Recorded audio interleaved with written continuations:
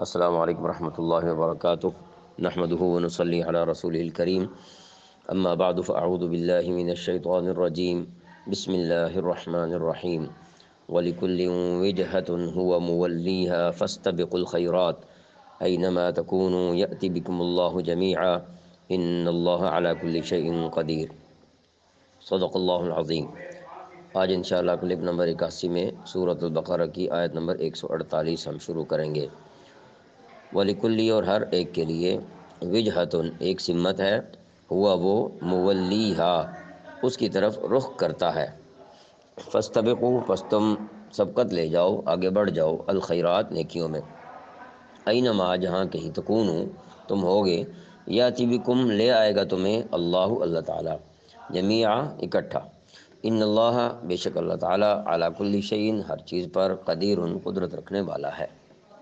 وَلِكُلٍّ وِجْهَةٌ هُوَ مُوَلِّيهَا اور ہر گروہ کی ایک سمت ہے جس کی طرف وہ رخ کرتا ہے۔